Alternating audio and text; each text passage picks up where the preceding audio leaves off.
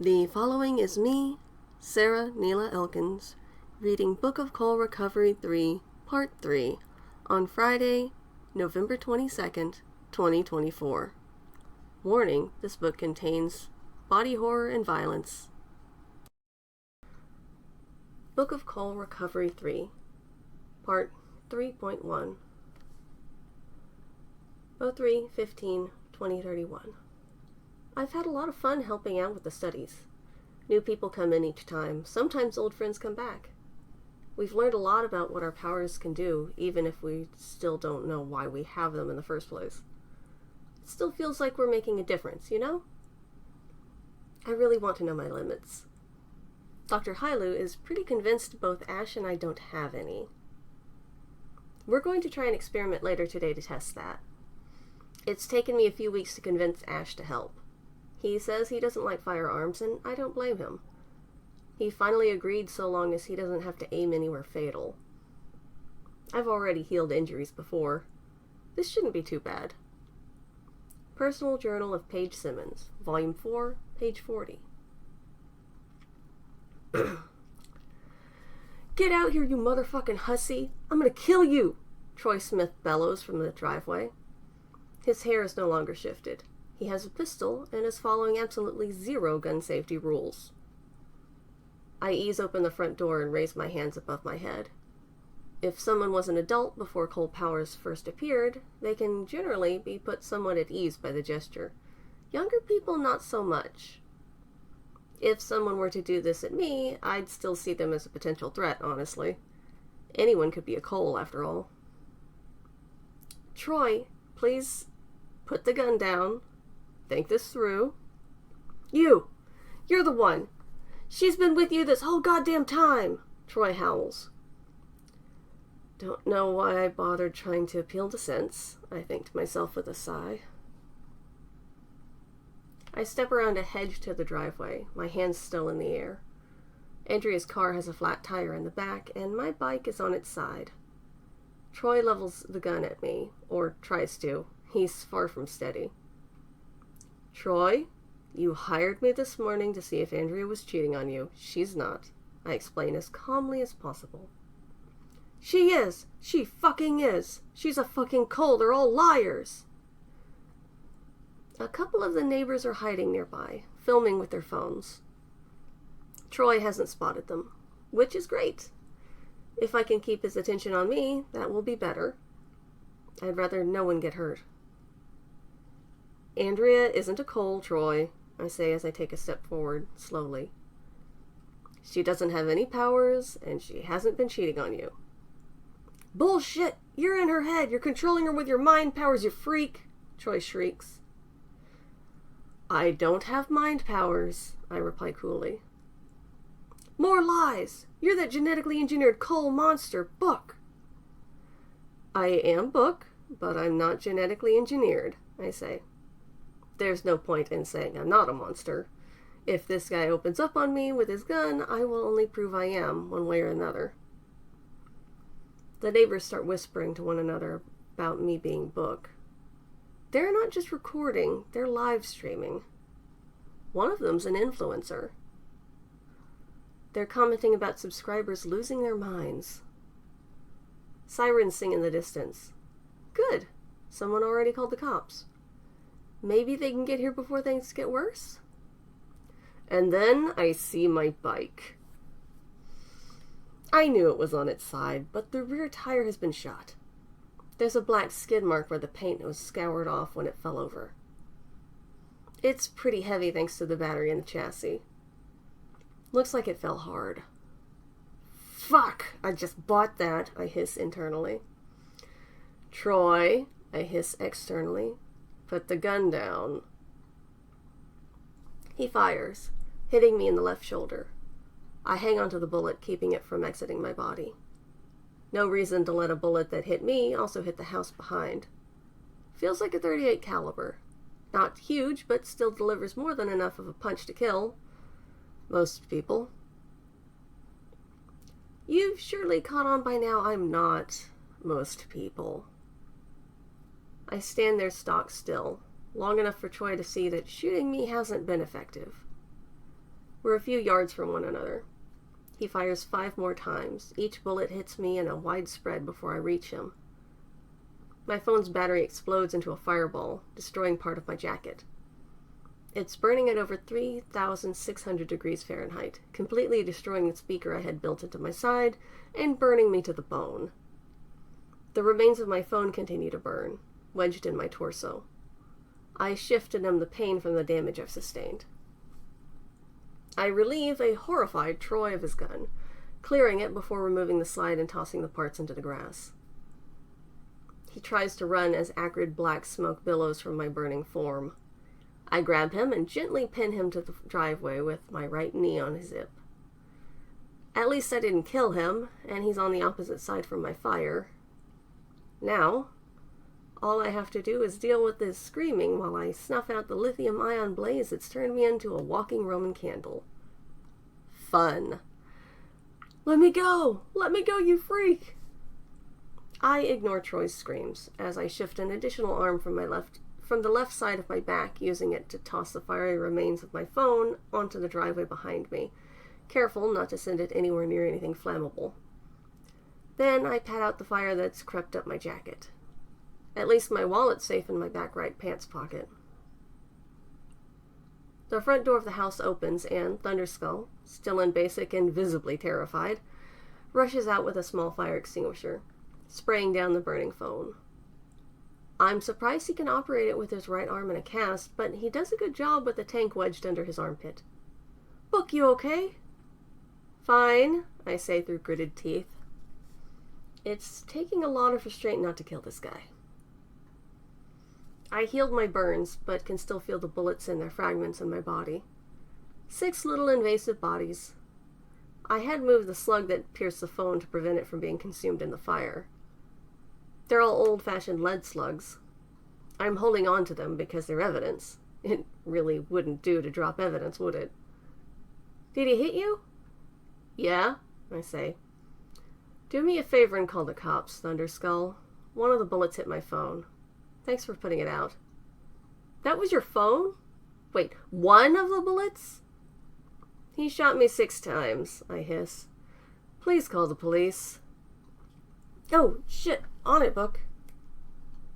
I'm annoyed, but not tired, which is good. The injuries I've gotten from this incident would have killed anyone but a Class S. Thunderskull's a Class A, and his arm's still not healed from when he punched me in the face a few months ago. I've seen some Class A's heal wounds and maintain a shift long enough for things to mend into their basic form. Takes a lot of focus. It's one of those weird CoL things that shouldn't work, but generally does. I'm gonna kill you, Troy shrieks from beneath my knee. I'm gonna send you back to hell, you demon. A minute ago, I was a genetic experiment, and now I'm a demon? I ask. Which is it? What? Well, I can't be both, right? Or is it like that old video game with the Moon Devil guy who was part robot? Tsuki no Akuma Betsure? There was an anime based on it that was pretty good. Troy is quiet for a moment. I'm not sure if he's familiar with the franchise I mentioned, or if he's now got the idea that I'm some kind of cyborg monster. Since I ditched the speaker, that label doesn't fit anymore. I'm just a regular monster now. Help! Help, I'm being crushed! No, you're not, I say. I've been careful. My knee is resting on his hip, and I'm not exerting enough pressure to even bruise him. His arms are behind his back, one wrist in each of my hands. I've long since reabsorbed the bonus arm I made to put out the fire. Is it an uncomfortable position to be in? Sure is. Is he being crushed? No. Could I crush him if I wanted to? Very easily. Class S CoLs aren't subject to the square cube rule. There's a lot of ways I could crush this guy, be it by increasing my relative density, volume, mass, or something else. I won't do any of them. The first police car rolls up. 2 officers step out, weapons ready. They begin barking orders at me while aiming at my head. The Austin police and CoLs have had a bit of a history since the day we first gained powers, not to mention my own personal dealings with them a few months ago. Turns out, quite a chunk of the department was complicit in Ezekiel kidnapping his son and wife to use in his CoL Jesus scheme. It was awful. The police department has been in a restructuring phase since. Let him go! Hands in the air! I'm the one who got shot, I say. This man is dangerous. Hands in the air, man! I release Troy and take a step back. My hands up as instructed. He rolls over and immediately bites my calf like an angry house cat. I roll my eyes. The cops look at us stunned. Like I said, this is the guy who attacked me, I explained dryly. He hired me this morning to see if his wife was cheating. She's not. My name is Detective Paige Simmons. I'm a licensed PI and a CoL. This gets the cops back on script. Return to basic! I could argue that I can't because of doctor's orders, but that's not a typical situation. I lift my right leg up, pulling Troy with it. Can I get him off my leg first? Might break his teeth if I go basic with him biting me. The cops glance at one another. The older one nods and lowers their gun. How would you get him off you? Do you have a taser? The officer holsters their gun before approaching. Troy notices and drops off my leg before covering his face and whimpering. I take a couple steps back, my hands still in the air. I won't resist. I won't resist. Please don't tase me, he whimpers. The cop slaps a pair of handcuffs on Troy and makes him move to the side of the driveway before turning their attention back to me. Return to basic, the senior officer says with their hand on their gun. I oblige, shrinking down a head in height, my hair lightening, the cold air cutting through the holes in the front of my shirt and shredded jacket against my bare skin. Every bullet and fragment I've been holding on to drops to the concrete at my feet, bouncing away from me. Surprise paints the face of both cops. I have an audio recording of my entire day, save for when Troy hired me this morning, I say. My phone's been destroyed, but I do keep a cloud backup. You what? Troy stutters. And besides that, there's several people around who've been streaming this entire incident, I say. I will happily answer any questions you have, officers.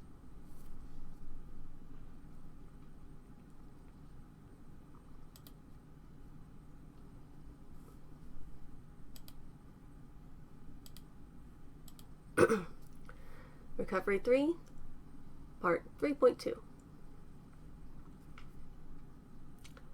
Talking to the officers takes a long time.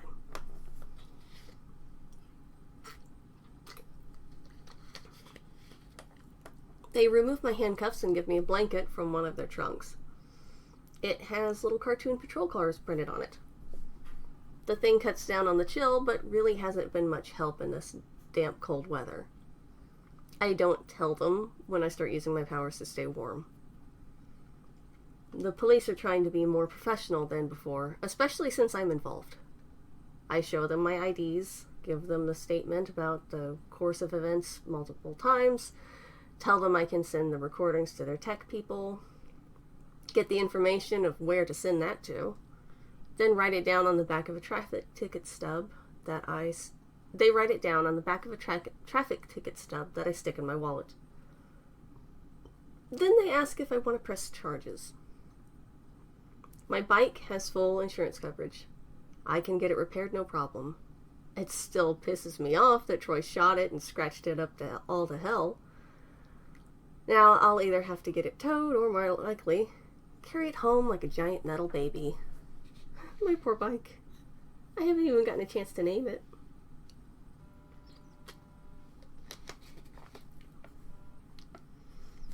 My powers seem to have come back at full strength. Oh. My powers seem to have come back at full strength. There's no way a Class A could have survived what just happened to me. I, personally, was in no real danger despite being shot and burned horrifically. If I don't press charges for him shooting me, will he still go to jail for reckless discharge of a firearm and all the threats? I ask. He shot Andrea's car and threatened her as well. Oh, the wife's pressing charges, the cop says. The whole thing's on tape. He won't be getting out anytime soon. I nod. Then I won't press charges for myself, but I would like to file something about my bike. He shot the tire out. It'll make dealing with the insurance easier. Just your bike? The cop asks. Yeah, I reply with a nod. You guys already bagged and tagged the bullets he hit me with. I didn't lose anything from my phone except the device itself thanks to the backup. I've already got the information from your supervisor as to where to forward the recording I took today. The cop fills out the requisite forms required for my property damage. After a few hours, they finally cut me loose. Thunderskull was still talking to one of the officers closer to the house while Andrea goes in and out gathering her belongings. That's Vicente, not Vincent. Trueno Calavera, Thunderskull tells the cop. Do you need me to spell that? His given name is Thunderskull? I catch a few people staring at me. Clearly, I should be done and go, but I don't want to ditch Thunderskull. It's my fault he's here at all. I wrap the blanket around myself a little tighter and wait. My shirt was a less expensive black button-up.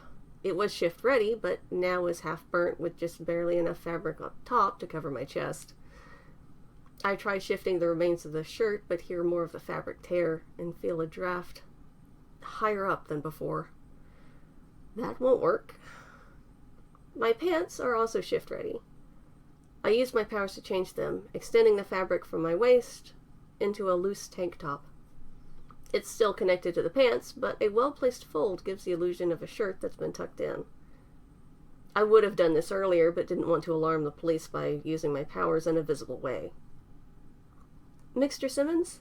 Andrea asks from the door. I walk over to her. Yeah? Thank you, she says. You're welcome. Do you have a place to stay tonight? My sister's coming to pick me up once this settles down, she says. I'm so sorry about you being shot, I ask. I'm just glad it was me instead of someone else. She stares at me a moment. I get that a lot. Thank you again. Take care of yourself, okay? I've got to make sure my neighbor gets home safely, I say.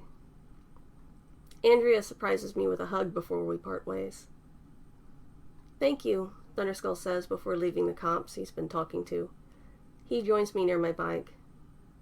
You okay, Book? Yeah? You're wearing a blankie. I give him a cool look. Do you want it? Smells like the Library of Alexandria. I don't get it, he says. It's full of books. It burnt. Never mind, I reply before taking the blanket off and wadding it up.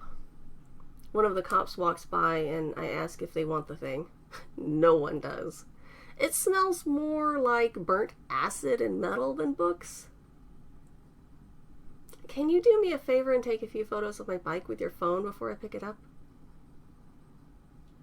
Wait, what? For insurance purposes. I'll get the photos from you and send them in, I explain. That's fine, but pick up the bike? You can't ride it? The tire's ruined, Thunderskull protests. Oh, no, I'm just going to carry it home. Right. He takes several photos of the damaged tire. I lean the bike up and get him to snap a few pics of the ravaged side. It looks worse than I thought. It's good I didn't crush Troy, but I do kind of wish I had tried. Just a little. And then my stomach growls. Thunderskull, you want dinner? There's a Thai place near here. I'm paying. We walk past a couple news crews on the way to the restaurant. Surprisingly, they didn't ask for a statement. I suppose that happens when you see someone walking down the street carrying a motorcycle that's easily twice their size, as if it weighs the same as a small bag of potatoes.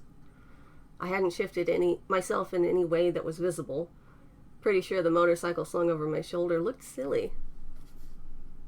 And here is the illustration.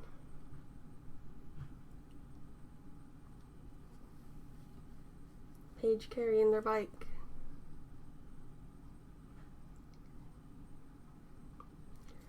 We're waiting on our food in a booth. My bike is in the parking lot upright. I managed to get it balanced with the kickstand. The remains of my shirt and the blanket the police gave me are stowed in the storage area, stinking up the thing. My jacket is also ruined, but maybe it's less apparent at first glance. At least it still has sleeves to cover my arms. I'm sorry again, I finally say. I cost you your job. Are you kidding? That was amazing, Thunderskull replies. Yeah, that's one word for it, I say with my head in my hands. So much for trying to convince people I'm not scary. No one's going to think that after this. They'll think that you're a fucking badass, he counters. I watched a few clips on the walk over. You didn't even blink when he shot you. You didn't shift either. If your phone hadn't exploded, I would have thought he missed you.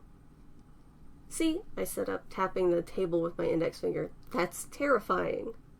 That's heroic. Of course, you wouldn't find it scary, I say. Your given name was Thunderskull, and you changed it to Thunderskull. It is a pretty badass name. It really is. The server comes by with my plate of coconut curry chicken and Thunderskull's order of pad ki mao. The noodles and meat look great on his plate.